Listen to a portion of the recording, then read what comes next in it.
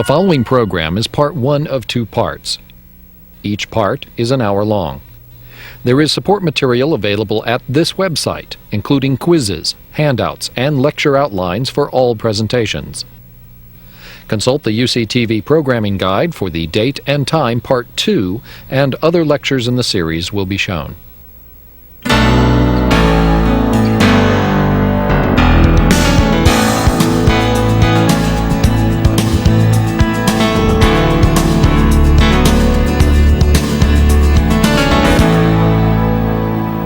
I am a botanist by training, and as Lynn said, I'm a weed scientist by what I've been doing at Davis for something over 30 years.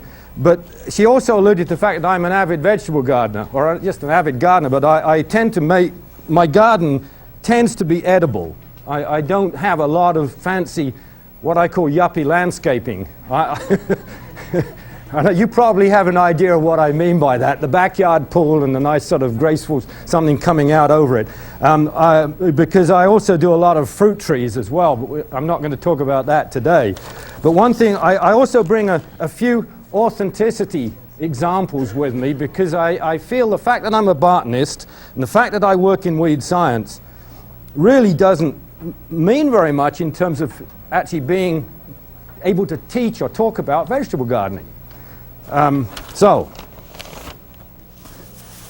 I hope this will duly impress at least some of you.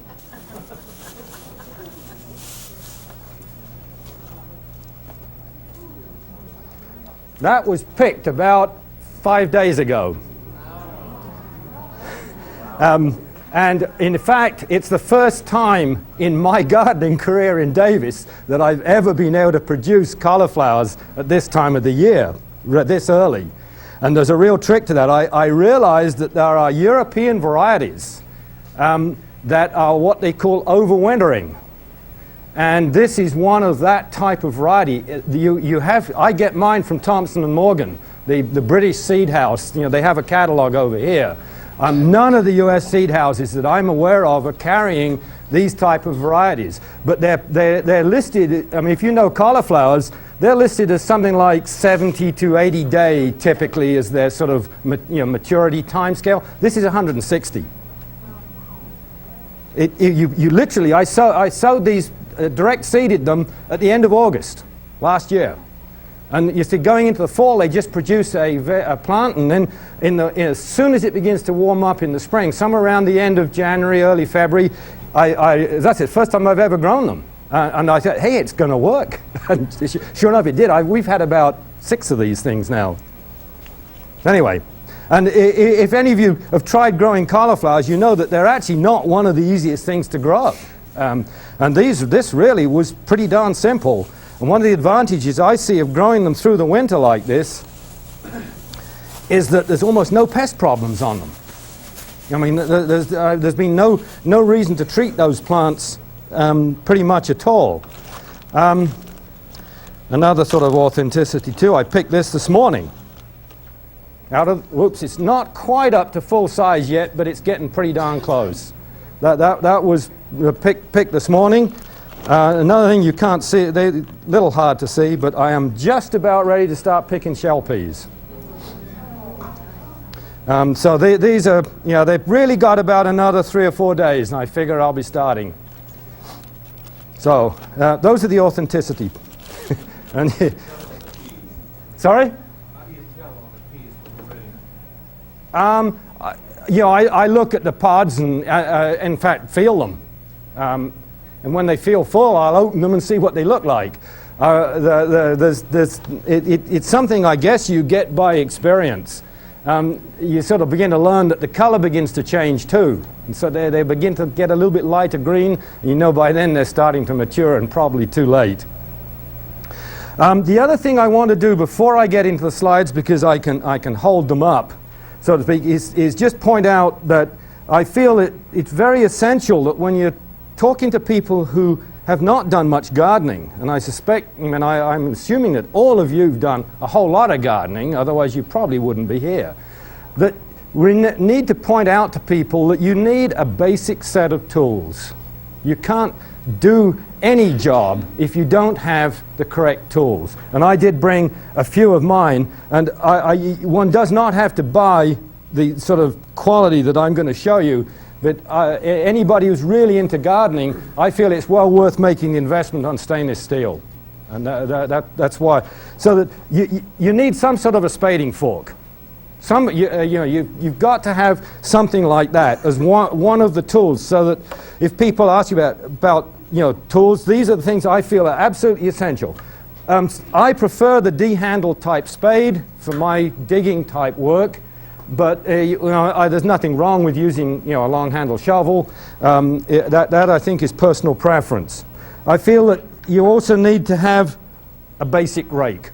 I mean, pretty fundamental, but I see people trying to garden without even these sort of things, and you really kind of. And you need, I think, a basic hoe.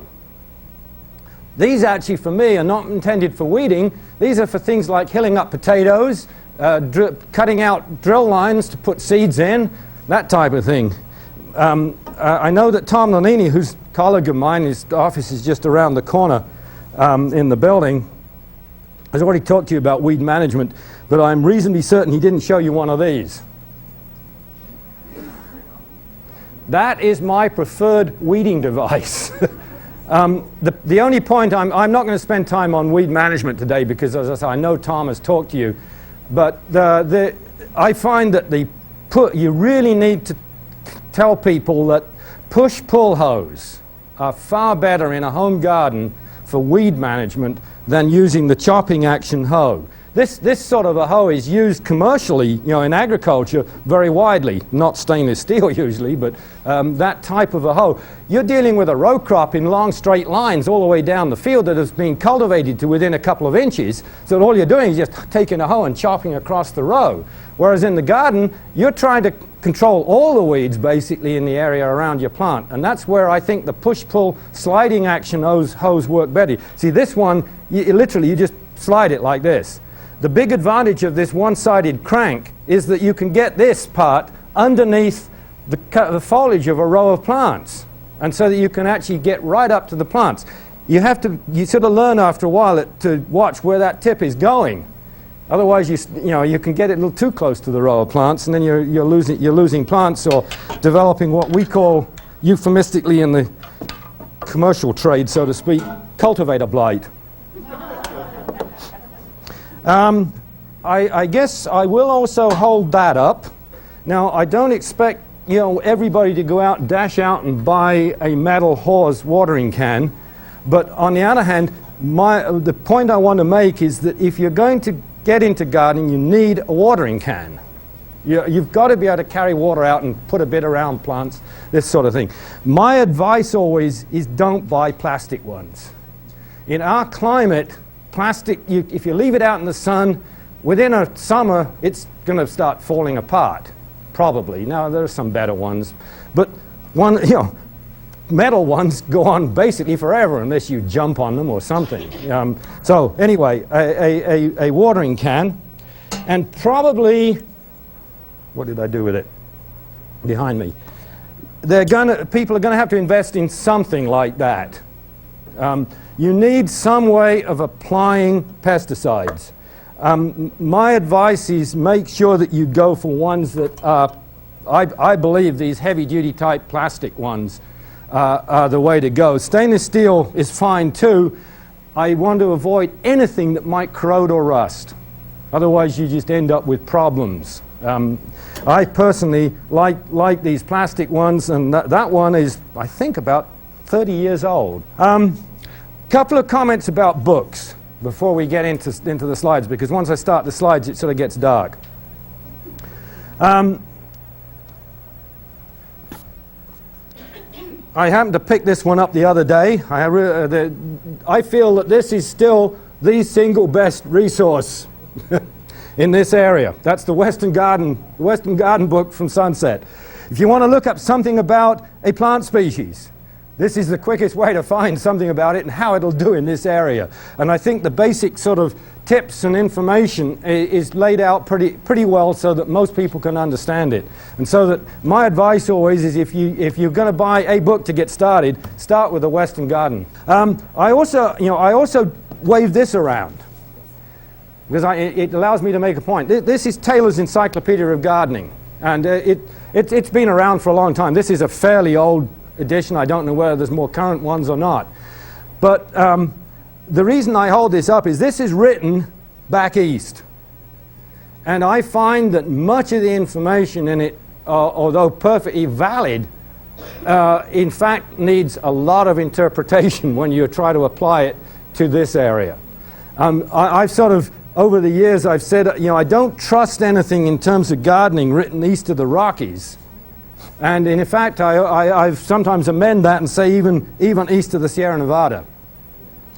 Because I find when I start looking at gardening books and you try to apply it to the type of climate and the sort of situation we're in, it just doesn't work. So again, from the point of view of you people helping the public, you need to point out that a lot of the gardening books are not written for this area, and people need to be aware of that.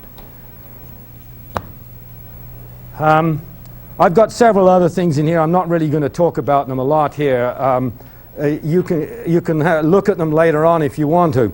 The only other thing I thought I should do, and I meant to do, where did I put it? Meant to do this at the very start, actually. I've also got 2 or 3 books on gardening humor, which I think is always something that makes the light side. This is a little book called Gardening, and it's just all kinds of definitions. The very front page, though, is the only one I'm going to read. The art of killing weeds and bugs to grow flowers and crops for animals and birds to eat. And it goes on in that vein all the way through. It's just full of definitions of that sort of type. But I've got, there's three of those sort of things here, plus as I say, several others. I'm going to make the point a couple of times that I find it necessary most of the time to do most of the purchasing out of catalogs. If I'm trying to buy border type flower material, to put out in flower borders, you can get that sort of thing pretty easily out of the commercial growers or the gardening supply stores. But if you want to get specific varieties at the right time of the year, I defy you to find them half the time, or maybe even worse than half the time. And so that I rely pretty much on buying stuff from the catalogs. I've really got 4 of them that I work out of. Park Seed, and I am assuming that you probably have access to at least 2 addresses for these. If not, I've got them up here. Stokes, Burpee, and I couldn't find my current one, so that's last year's Burpee. And then I mentioned Thompson & Morgan, which I seem to have put down somewhere. I've got a Thompson & Morgan catalog too. But those are the four seed sources that I use. For gardening supplies, and some of the things I'm going to show you and talk about, you just cannot even buy in the local gardening stores. I use either Harmony Farm or Peaceful Valley Farm, and I suspect that many of you are aware of these catalogs. Peaceful Valley is up in Grass Valley, and Harmony Farm Supply is over in Sebastopol. Very easy mail order. They've now got websites. I ordered stuff from Peaceful Valley through their website this spring for the first time. Does Lee Valley have a website? I'm sure they must do. I have not. The question was, does Lee Valley have a website? And the answer is, I haven't checked it, but I can't believe that a company like that doesn't at this time. I've got a catalog here, and we can probably look it up. I think at that point, I'm going to put the projector on, and everybody can go to sleep for 3/4 of an hour or something.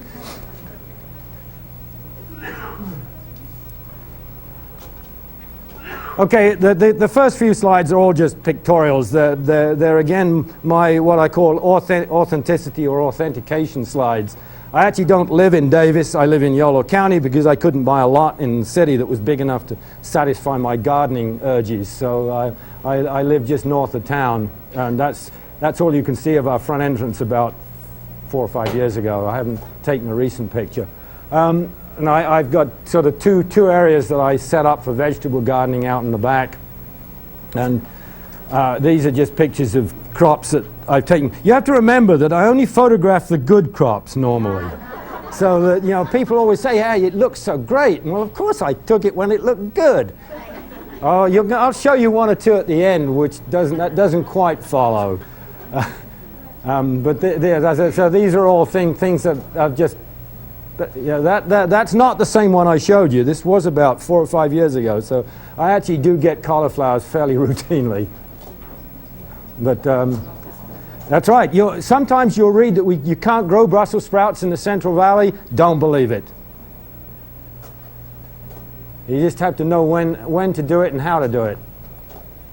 There really is only one crop that I would like to grow that I have been trying and struggling with for years, and that is what we call scarlet runner beans in England. They're a pole-type bean, and some of you may know them. They're used as ornamentals quite a lot. But they're a fantastic bean, except that they will not set in hot, dry weather. So they flower beautifully, and then you just don't get any beans. For years, I operate my own sort of walk-in cold frame, you might want to call it. It's call it a greenhouse. I think this is a fairly significant point to make. You're going to be talking to people about gardening problems, and I always feel that one needs to find out whether people really enjoy it. Because if you don't enjoy it, my advice is immediately don't try and do it. Because you'll occasionally hear people saying, they want to just plant some seeds and then sort of stand back and come and harvest them whenever is the appropriate time. And it doesn't work that way. You've really got to spend some time on it. So that I find that it's really important to try and make people realize that if it's not something you like doing, it's probably better that you do something else. Get the plants out of the supermarket. I've mentioned a few of the catalogs. This is just a photograph. I had to remind me that you work out of catalogs a lot. There's those basic tools, same ones that I just showed you. Oh, there's a couple that I didn't show you, actually. Gardens always look nicer if things are in straight lines. At least I think so. So there's that straight line device. My wife bought me a fancy straight line device from a few years ago, so I got two of them. I mean, I just put a string out, and you make a straight line to do the sowing of the plants. I'm really not going to spend much time on soil or fertilizers or this sort of thing, because I know you get discussions on these topics from other areas, but I do want to emphasize that I'm still a very strong proponent of using hand digging. And that square-ended spade that I use gets used a great deal. As you'll see in a moment, I do use a tiller, but I think one has to be cautious about continuously using a tiller because of the creation of plow pans.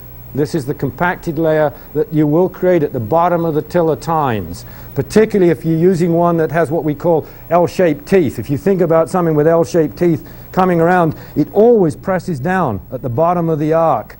And if it's the same machine you use all the time, it always presses down at essentially the same point.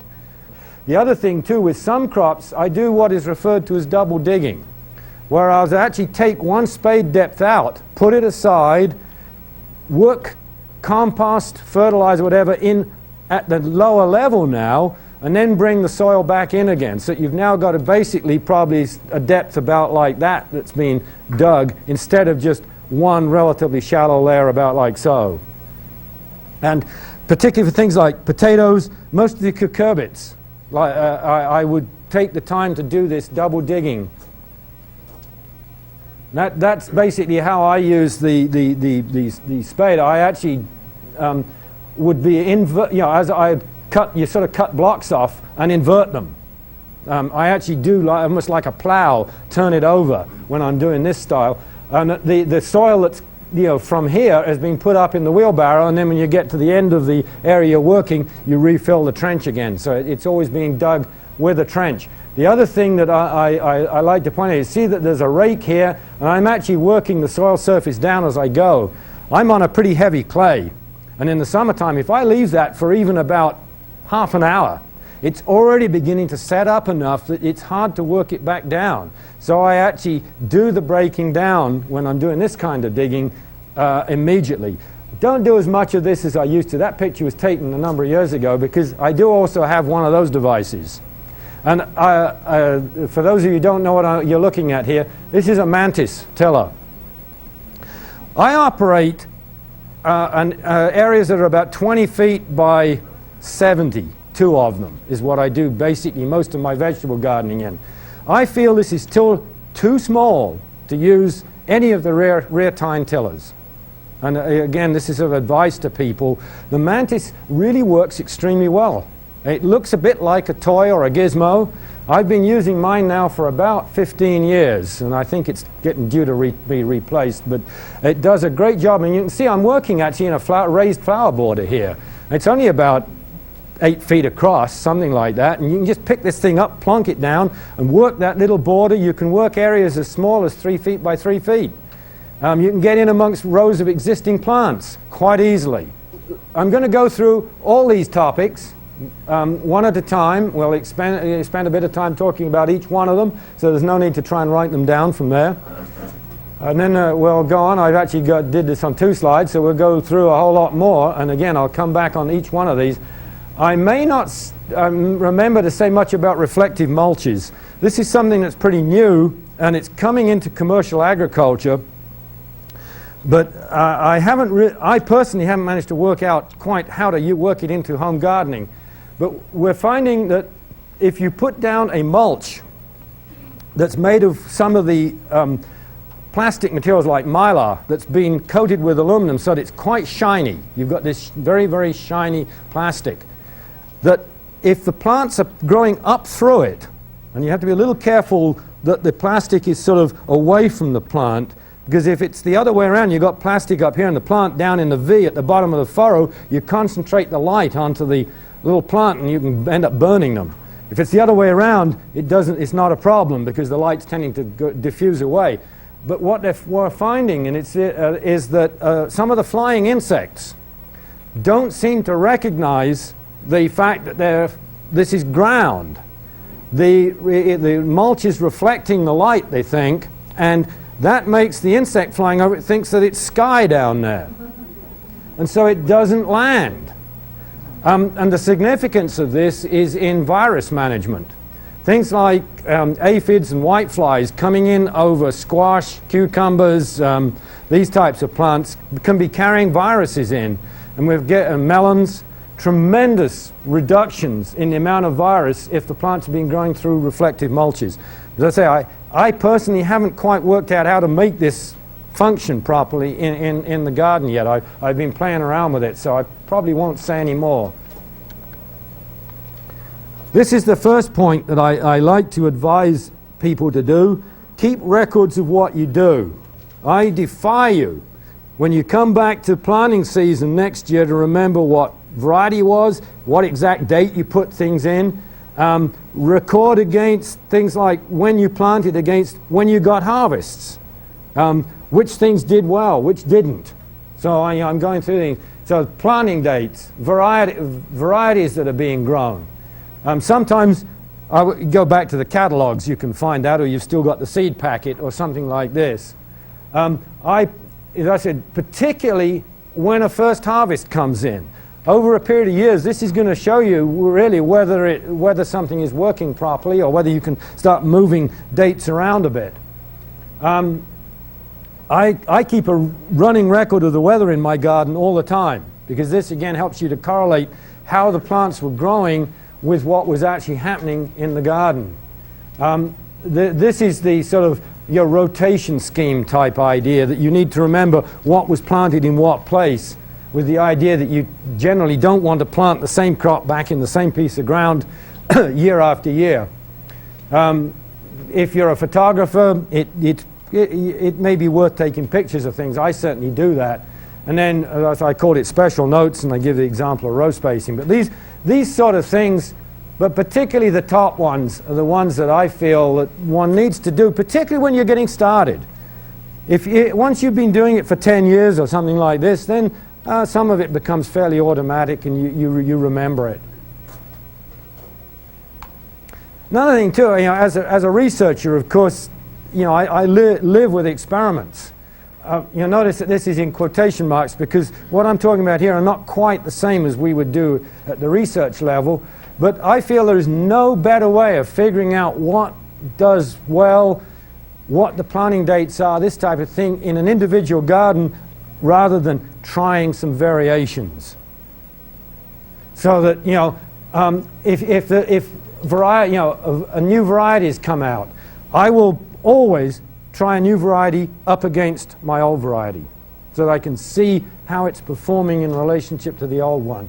Don't make the switch until I've got the sort of proof, so to speak, that the new variety is going to do better.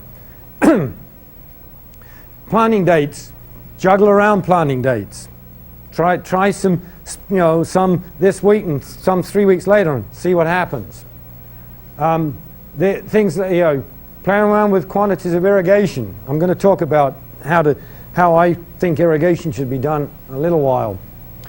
Mulches, that's another thing. Different kinds of mulches available. Spacing and density, pest control treatments, all these sort of things can be done on a sort of a check it out basis rather than just jump in and trust that what somebody else did somewhere else will work in your situation. That's basically what I'm trying to say. This is now sort of going to the main sort of key points that I feel, and I'd hope at this point you've probably read that, and you'll notice that I do feel that planting date is pretty important. We're particularly in the Central Valley, and I realize that some of you are going to be talking with people who are essentially Central Valley, to others who are several thousand feet up in the Sierra Nevada, and things are a little different because the seasons tend to get more seasonal when you get up in the mountains, whereas down in the valley we really don't have winter from a gardening point of view. What we have is a long fall, a long spring, and an even longer summer. I helped run community gardens in central Michigan when I was at Michigan State University a good many years ago. There it's a little different where you can't do anything until April, and that's what I guess the people at 6,000 or 7,000 feet live with here too. Anyway, the incorrect planting date with quite a lot of stuff, and I'll talk about what some of these are when we get to the individual crop, is really kills people immediately. If you plant many of the biennial crops, all the cabbage type crops, carrots, beets, at the wrong time, you essentially can be condemning them to not give you anything back, because they botanically will not perform if they're planted at the wrong time. I'll use just one example right now. I think it was about 4 years ago, I was in Capitol Nursery, and this was in January, and there was a guy buying Brussels sprouts. I said, "You're crazy. Why would you want to put Brussels sprouts out in January?"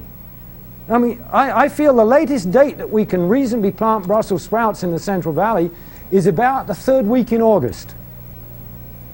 Anything later than that, they're not going to work. I've done it. I've tried it. I even won't believe myself sometimes. I get to the first week, second week of September, right after Labor Day. I think there's still enough time. Forget it. It won't work. That's what I'm getting at. Variety can be very, very critical with some crops. Others, it's not nearly as critical. And you see that in terms of importance, everything else then is secondary. You've got to get those first 2 points right, and then you start worrying about all the other things. This is just an example of sowing date. I showed you those peas.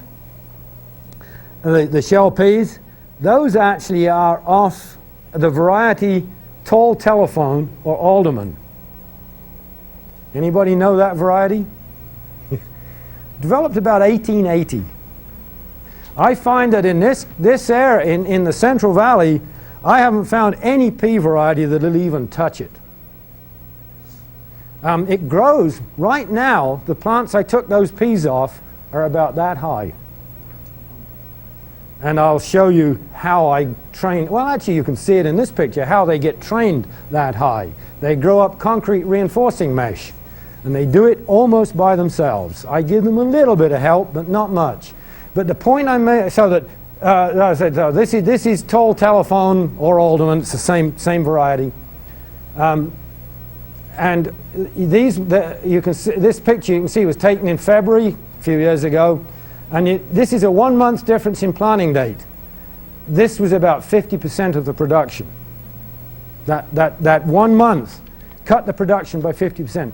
My advice always is don't even bother to plant peas in the Central Valley after about the middle of November. You can do it. They'll come up. And you will get some peas. But the amount of production is so minuscule compared with planting them in the fall and letting them go through the winter. Anyway, I came up with the scheme, and I know that of these sort of planting timelines. And when I was up here about, I think, five years ago, something like that, talking to the Master Gardener trainees at that time, I suggested that you go ahead and make one that would work in this area, and that's what you have in the back. And I'll come back to talking a little bit about that, but that was my attempt at trying to provide people with a way of quickly looking at when to plant things, when you can reasonably expect to get harvest off them. And incidentally, the one that I have is, I think, still probably the correct one even for people to use here who are probably below 1,000 feet, something like that.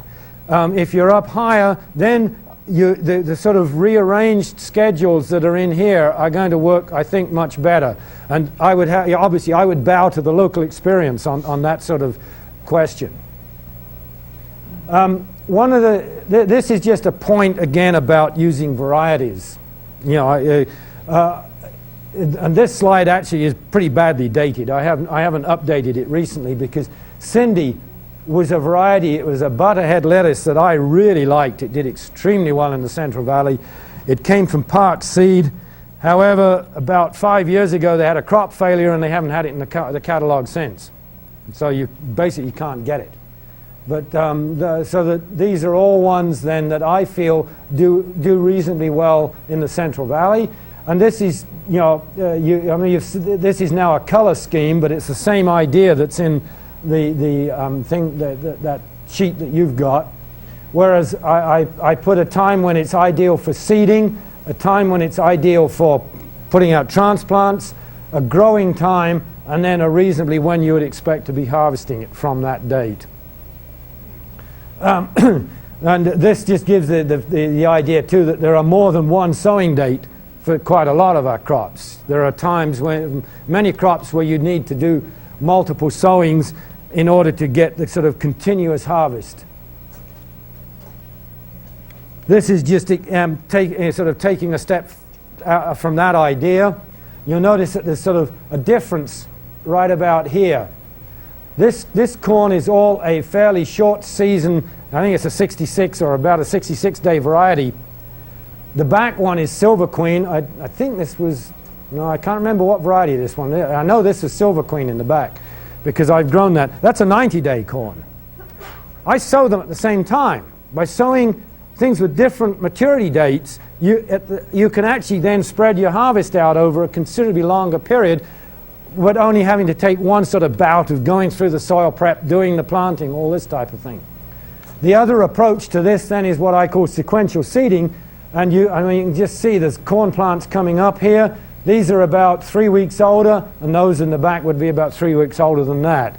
And so that's just doing a sequential planting to keep a continuous supply of a crop like corn over a month, probably a month and a half or something like that in the summertime. This picture also shows you how I do my irrigation. It's all done now with drip tape, and I'll come back to that in a few minutes.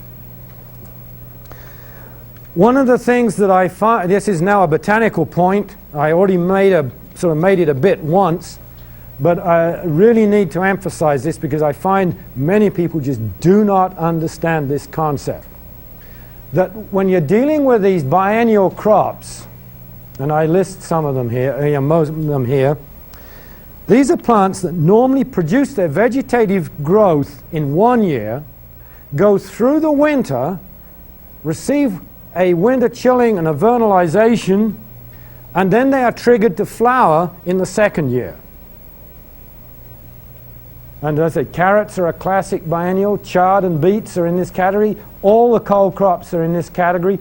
The only ones that you can sort of say don't have to quite follow what I'm going to say in the cole crops would be broccoli and cauliflower. And the reason there is that we're harvesting the flowers, not the vegetative part.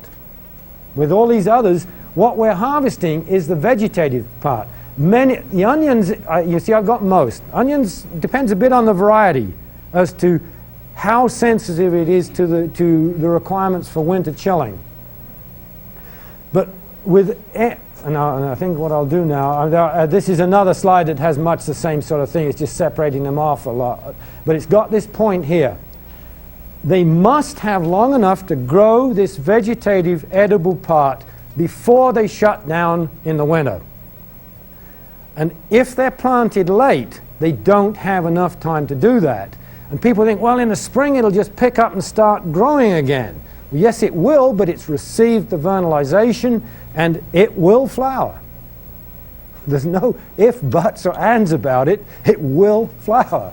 And it doesn't. This is an example in my garden of a Brussels sprout plant planted too late. And you know, it formed a plant, it grew, and you may be able to just see there's some tiny little Brussels sprouts here. It sort of produced a few sort of small thumbnail size, and that was about it. But you can see what happened in the spring. Off it went. It's been triggered. It will flower. I've got a cabbage plant that's exactly like that right now, that was planted a bit too late. It's got a head about the size of your fist, I guess, maybe that size, but it's now breaking open and is gone. One of my colleagues, who I always thought should have known better, told me, hey, my Swiss chard has survived through the winter. I'm going to go on harvesting it again this year. And I said, well, you probably won't for very long.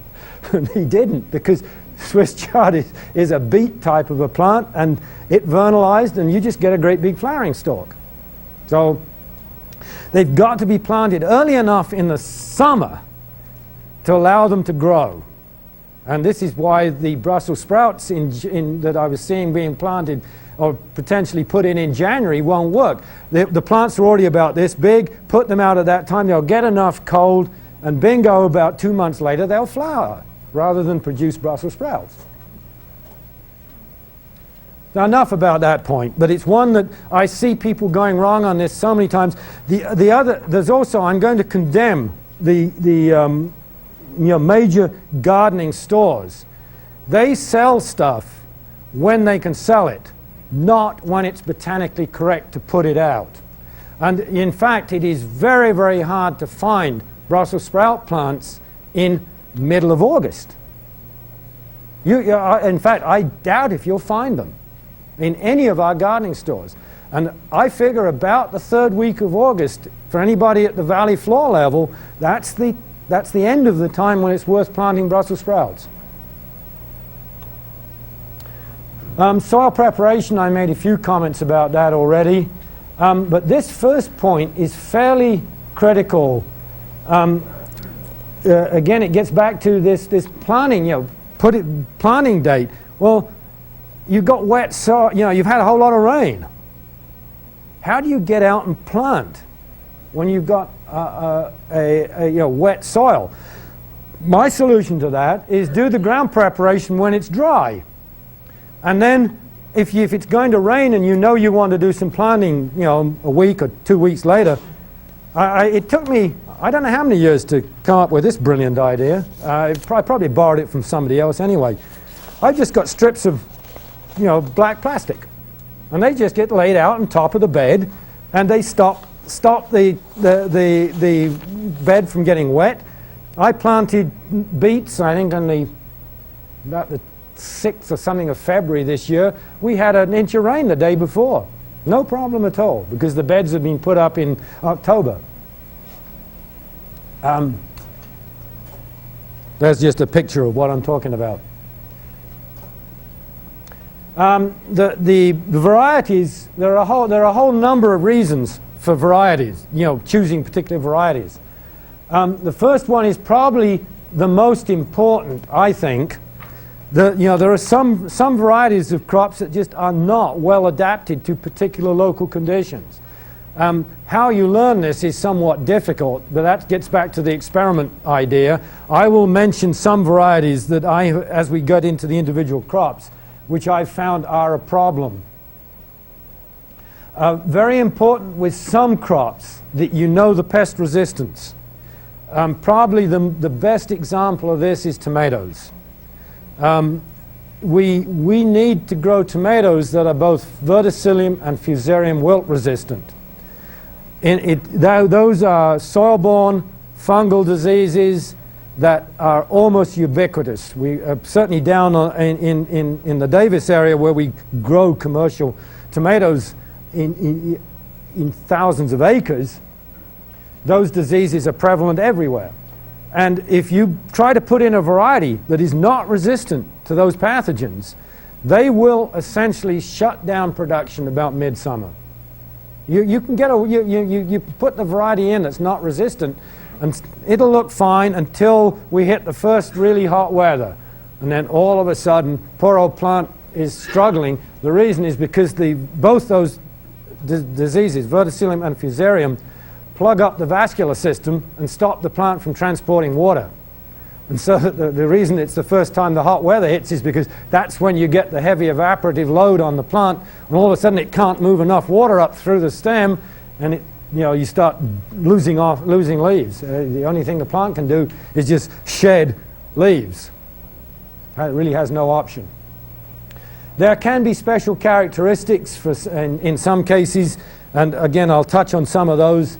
And certainly the last one can be a real determining factor. And when I get to talking about something like peppers, squash, a lot of these things, I can't really tell people what variety to grow, because they are so much taste-dependent preferences. Most of the varieties will grow. The ones you're going to choose are the ones that work for you in terms of personal taste. Question that often always comes up is how deep should I plant it? As a general rule, I would say plant it shallower than you think it should be. There's another way I put this too, is as a rule of thumb, if you don't know how deep to plant something, don't plant it any deeper than 2 to 3 times the diameter of the seed. That means if you've got a little small seed, it doesn't go very deep. There are some characteristics of plants that mean that sort of general rule doesn't work very well. But if any of you have handled petunia seeds, not a vegetable of course, very, very fine. They're like powder. Don't even try to cover them. If I'm sowing petunias, I just scatter them on the surface of some sort of a soil mix and literally just water them into the surface. With things like carrots are pretty small, quarter, half an inch. If you get them much deeper than half an inch, they're just not going to make it up. So beets, again, about half an inch. Tomatoes could go a little bit deeper, but half an inch is a pretty good rule of thumb there. Now, as you go to these bigger seeded plants, they have a lot more oomph, and so they can be planted quite a lot deeper. And so that I put peas 2 inches. I mean, it could be anywhere between 1 and about 2 to 2.5. And you go to something like corn, you see I've actually said 3 to 4 inches. Most of the grasses, of course, have the structure we call a coleoptile as the first shoot. And it actually, because it's growing straight up and it's sort of a sheath, will actually push up through soil much more easily than most of the dicot seeds, which are trying to, think of beans trying to pull their cotyledons up out of the ground. That's a lot harder than the corn. So basically, grasses can probably go a little bit deeper than I was saying. This allows for some planting techniques which you can't basically do with some of the other crops. I think with some crops it's worth considering what we call pre-germinating them. In other words, getting them sort of fired up before you put them in the ground. In England we refer to that as chitting. You can definitely get a better stand, almost usually, uses less seed, and it actually takes less time in the field. You've gained yourself a few days out in the ground, and because you've germinated them probably under fairly equable conditions, you may have shortened the cycle up by perhaps a week or 10 days if you'd put them directly in the soil. There's one crop that I routinely do this for, and that is the peas in the fall. And that's really what they look like. So I just put them in, they're in any kind of a dish or tray that you can put some paper towel, wet paper towel, put the seed on it, moisten them, cover them up with some more paper towel, and just let them sit at room temperature, and 2 to 3 days you're going to get germination occurring. If you'd put them outdoors at that time of the year, I'm talking about late October now, the soil temperatures are coming down, it would probably take them at least a week to get to the same point that you would get in about 3 days at room temperature. So this is what I'm saying, you gain a little bit of time. So that these, you can see, you can't let them get much bigger than this, otherwise you can't handle them, because you've got to be very careful. That radical is fairly delicate, you don't want to damage it. And that's what they're actually being put out in a shallow trench. They'll be covered up. And usually, I reckon, within about 5 to 7 days, I will have the stand emerged by doing this. If you direct seeded them without doing the pre-germination, you're looking at probably 2 weeks and somewhat weakest plants. The other thing too, that every plant you've put out here is germinated. So you almost, I reckon I can get at least about a 98% stand doing this. Whereas if you sow seed, you either have to sow more seed to get the stand, or you get gaps. Another crop that I've used this for, actually, but I've quit doing it now because of changes in technique. I used to use it routinely for carrots. Carrots, particularly in the summer. They're a crop that germinates very slowly again. You've got to reckon on probably 10 days before you're going to get carrots up. Now, if you've got a soil that's prone to crusting or something like this, then that can be a bit of a problem. And I used to pre-germinate carrots much the same way, but obviously you can't pick up carrot seed that's got a little radical and plant them one at a time. What I used to do was take wet sawdust and roll these germinated seedlings into the wet sawdust, and then just sprinkle wet sawdust out and cover that up with soil, and it worked pretty well. But I'll show you, I think there's an easier way of getting carrots up nowadays than doing it that way. Mulches. I think it's very important that you ask people, why do you want to use the mulch? What are you trying to get out of it? Because you use mulches for different purposes, and different kinds of mulches for different purposes. And these are the sort of things. Is it soil structure, water penetration you're after? Are you trying to save water? Are you trying to get weed control? Are you trying to manage insects or other pests? I put cats or birds in that, in that category. Are you looking at climate modification, frost protection? You use things that are called mulches for all of these purposes, but not the same material. So that mulches can range then from, I've got natural products and a whole range of things. It can be bark, compost, chipper, shredder type output, grass clippings, etc. I am very hesitant about ever using organic type mulches like this around vegetable plants, at least until they're well established. And the reason is in the parentheses underneath there. Organic mulches are food for all of those organisms.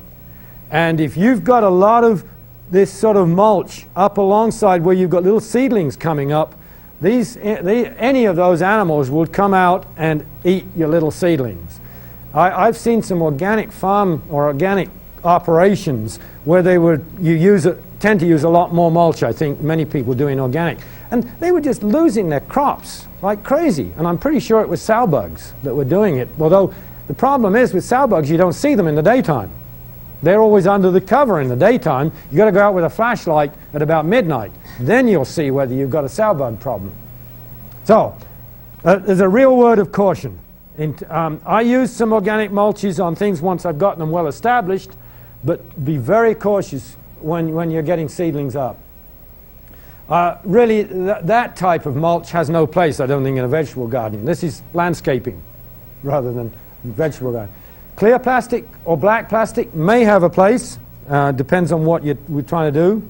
Although I tend not to use these now because I've switched to other materials. The woven plastics, in fact, I use quite a lot. And if you don't know what I'm talking about, at the break time we can actually look at this. I just got a little piece of one of the woven plastics here, and I use this heavily for weed management and moisture conservation.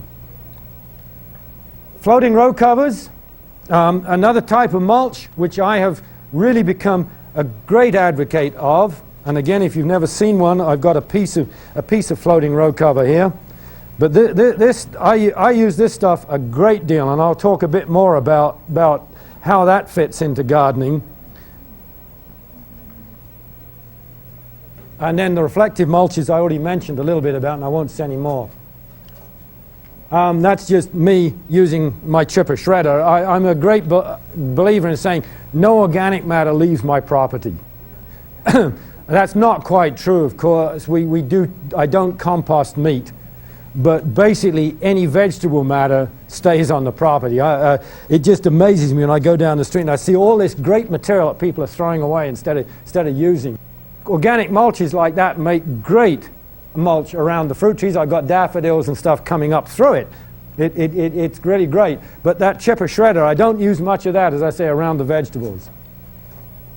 That was clear plastic. I put it in as a point. In the middle of the winter, it can actually be quite useful just to use clear plastic.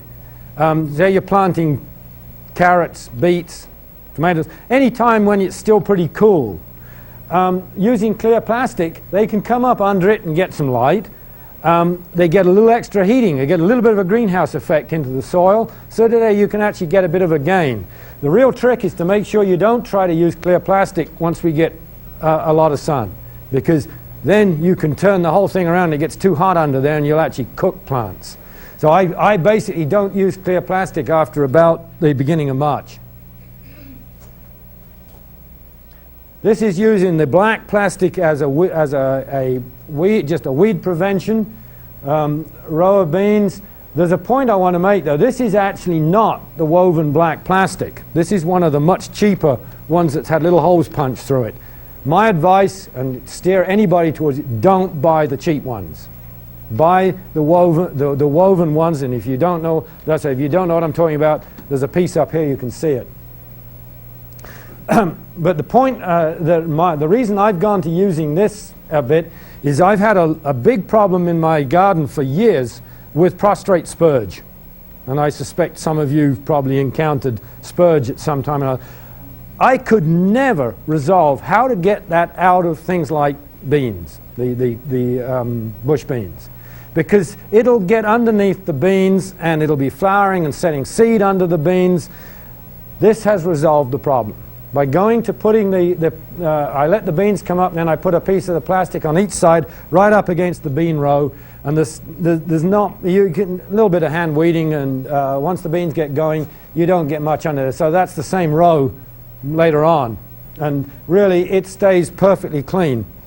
But what makes this really work is also using drip irrigation. There is a drip line underneath each side of this, running under the plastic. because even these ones that supposedly will let water through, they're listed as pervious to water. If you're using sprinklers, or even rain, most of that water will run off, so the plants don't get it. If you're furrow irrigating, the water can soak up underneath, but the slickest way of doing it is using drip, and I'll show you how that works in a minute. Some of these points I'm jumping around just a little bit. I think you probably get the point here. This is just taken out of one of the generally sort of crop ecology type textbooks, but it emphasizes the point. It's not a real major crop, of course. Parsnips aren't something that everybody grows, I guess. But the point is that as you increase the density, and this is numbers per unit area, on unit length of row we're talking about here, and this is looking at yield coming on this axis. The actual total there's a phenomenon we refer to as you sort of get an equilibrium here. Doesn't matter how many more plants you put in, you can't increase the yield above that point, and there's some maximum amount that you will get.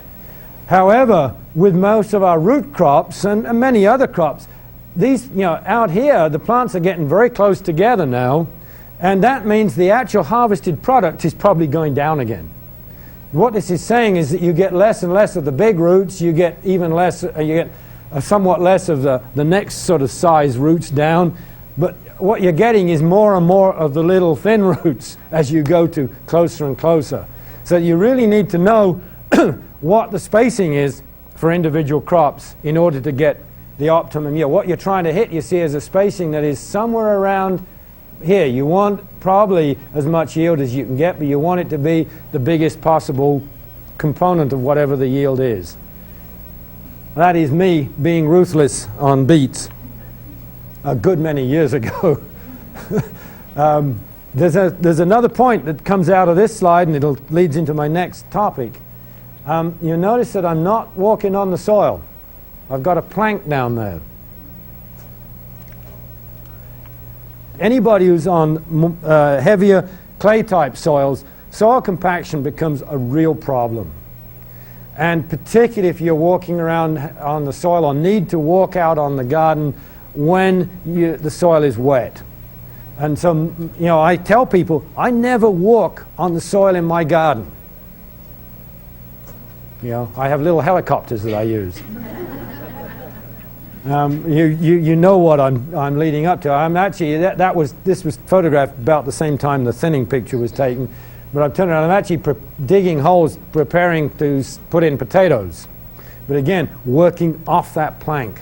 I move planks around all the time, and I really mean it. I try to never walk on the soil in my garden. And I tell you, that gives me fits when visitors come in the garden, because I get people immediately start walking on the garden. I sort of go into a frantic tizzy.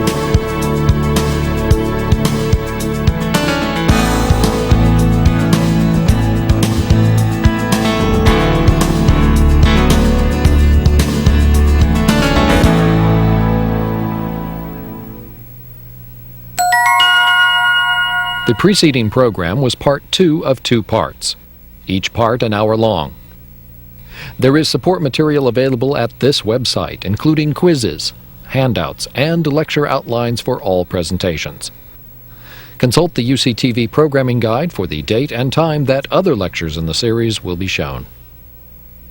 It's the definitive guide to gardening, produced by the University of California. The California Master Gardener Handbook contains over 700 pages of in-depth information on topics such as soil, fertilizer and water management, plant propagation, weeds and pests, lawn care, landscape design, home vegetable gardening, and the wide variety of garden crops that are grown in the Golden State. The chapters in this handbook provide helpful information on selecting varieties, planting, growth cycles, pruning, irrigation, and harvesting. The California Master Gardener Handbook is available along with other gardening publications on the A&R Catalog website at anrcatalog.ucdavis.edu.